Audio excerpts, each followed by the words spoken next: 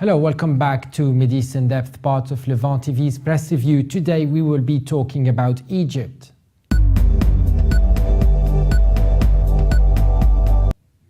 A piece in the Washington Post talks about Egypt's top presidential candidate Abdel Fatah El-Sisi, who warned newspaper editors not to press issues of freedoms of speech and other rights or campaign for democratic reforms, saying demands and protests jeopardize national security and that full democracy is an idealistic goal that could take 25 years to reach.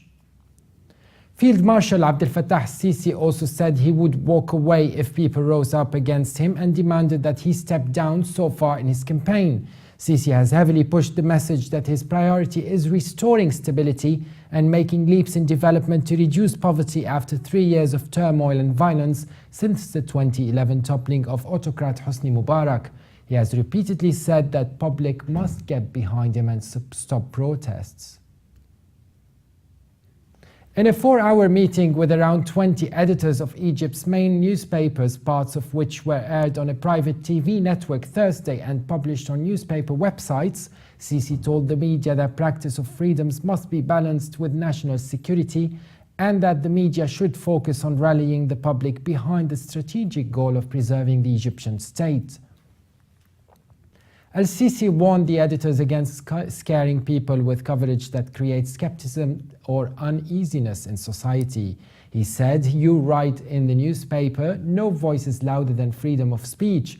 What tourist would come to a country where we have demonstrations like this? You know that there are millions of people and families who can't earn their living because of the protests. It is one of the manifestations of instability." Most of the papers whose editors attended the meeting while reporting the comments focused their headlines on Al-Sisi's remarks about plans to fight corruption and poverty and his readiness to leave power. Al-Sisi also told the editors not to launch negative media campaigns against officials, and he added, "Give officials a chance for, say, 4 months," he said. "If you have information or a subject you need to whisper in the ear, it is possible to do that without exposing it." And referring to demands for reforms in government bodies, he said people call for dismantling institutions to reach democracy. But you don't know, he said, that as you work to dismantle, you will find a mirage and that Egypt has been lost. Sisi gave the example of coverage of Egypt's chronic energy crisis, shortages of fuel at power stations which have caused rolling blackouts around the country. He said instead of scaring people about the coming summer, newspapers should interview experts and propose alternatives on energy use. Al-Sisi told the editors that in Egypt, our problem is that we call up images of Western democracies that have been stable for hundreds of years and drop them into our reality. He said, adding that it could take up to 20 or 25 years to reach a stage of complete democracy in Egypt. He said that he has spoken to Western officials about foreign funding to non-government organizations and that some of these groups seek to topple the state. And joining us today over the phone is the UK-based Nervana Mahmoud, blogger and commentator on Egypt, the Arab world, Turkey and Iran. Thank you very much for being on the show. You're welcome. Thanks for inviting me. Thank you. Nervana, do you agree with presidential candidate Field Marshal Abdel Fatah El-Sisi as he is advising nowadays the media not to tackle issues of freedom of speech and reform in general so as not to jeopardize national security? Well, let's just first basically explain that we have 2 presidential candidates, one playing the emergency or pushing the emergency button, and the other candidate are pushing the revolutionary button. So Marshal Sisi is saying in so many words that the country cannot afford what he described as potential chaos. Mm-hmm. So he say he respects freedom, but on the same time, when freedom is affecting or threatening the national security, then we have to be careful. And that was his word as far as I remember. Mm-hmm. Of course, I have serious reservation about his view. He views Egypt as a baby democracy, while Sabahi is saying that actually Egypt is a mature and ready for full democratic rights. I think the answer is somewhere in the middle. We have to be responsible and have some commitment to the state, but on the same time, we have to have a break point, to stop the tendency toward authoritarianism. And I think Sisi does not or doesn't care whether if authoritarianism, for him, the state is a priority. So he view that the state come and then the rights come as number two. But he failed to see that if we affecting the right, we still will not have a functioning state because the people will resent. He assumed that people have the two revolution, that's it, we could turn the page and back to square one and start to build the state. And I think that's very dangerous. So on the same time, I understand some of his concern that the economy is in such a bad state, so people cannot afford striking, demanding rights every day. So the strikes, the worker strike in particular, I can understand where he is coming from. Because if there is no money in the state, you cannot give workers the rights they aspire to have. I promise that when things are better, they may have better rights in the future, seems reasonable. But on the same time, he didn't mention reversing the protest law. The right of free assembly is a basic right in every state. So it's really concerning that he doesn't appreciate that side of things. So I think Egypt have two extremes. Sabahi is offering a lot of dreams. I'm not so sure he can fulfill it, while Sisi is painting a very grim reality. I think we have to be reaching somewhere in the middle between two will be ideal, but unfortunately Egypt doesn't have a third candidate who can offer that. Do you think it relates a little bit to Abdel Fatah el-Sisi's military background when you were talking about the state first, the national security first, and then freedoms, and then reform, and then anything else?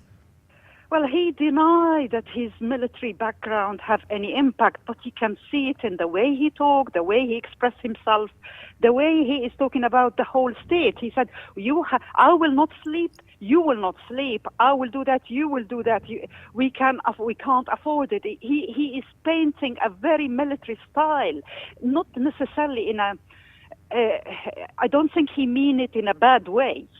I can see his patriotism. Yes. But sometimes wrong patriotism can be more dangerous than anything else. So he has to tame his military tendency. And this is where the hard bit, because if he is doing that now, what he will do in 5 or 10 years' time is sometimes scary. You have to remember when Mubarak came to power, he was promising all sorts of stuff as well. And unfortunately, after a few years, the corruption come back and things he didn't fulfill his promises. So unless Sisi understands that he should have civilian who tame his ruthless authoritarian tendency, we will not proceed or move forward with his gigantic dreams about invading the desert and progressing and occupying all Egypt with civilian community. So all his mega dream will not be achieved just by ruthless discipline. Do you think, Nervana, that this military aspiration and this military tone with Abdel Fatah el-Sisi has come because it's been celebrated recently in the streets? We've seen pictures of Abdel Nasser with pictures of Marshal Sisi in the streets. Do you think he's got the go-ahead about this tone beforehand? Partly, yes. But I think the people didn't, when they celebrated this, remember, most of the people who celebrated didn't even live during Nasser time. True. So I think his interview have bring reality of what Nasser era could mean in real life. He started to say to businessmen, you have to cut your profit. He started to say that everybody has to work hard, which is in a way not a bad thing. In fact, this is one of the positive stuff he said. Yes. But it's just the way he came across as someone a bit rigid in his views. He's not willing to compromise.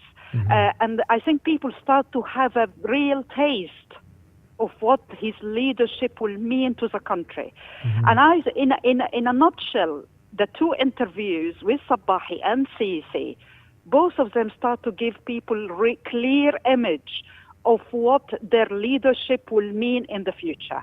Nobody can claim now that they were tricked. You have to remember, Morsi didn't have a debate or a serious interview in front of the public. Yes. So as Shafiq, in 2012 election, the debate was between Amr Moussa and Abdel Fatah, and both of them lost in the first round. So the public were not aware of what the Muslim Brotherhood really are or what Shafiq really are. It was all tactical votes. Now the public had an opportunity to understand what Sisi is about. Yes. It's all frank and clear. At least he's frank with the public. Yes. This is what he is. And Sabahi the same. What he is, he's standing for the revolution, blah, blah, and he's offering promises. A lot of people think it's unrealistic to be fulfilled. But at the end of the day, people can vote with a clear mind whether they go with the dreams of Sabahi or the ruthless discipline of Sisi. And if they decided to vote, nobody can after that blame any other than themselves. The voter has to make a clear choice, and they cannot claim that they were deceived. Nervana Mahmoud, also featured by The Economist and the BBC's 100 Women of 2013. Thank you very much for your remarkable contribution on Press Review. You're welcome. Thank you. And for more updates, please visit levant.tv. Thanks for watching, and bye for now.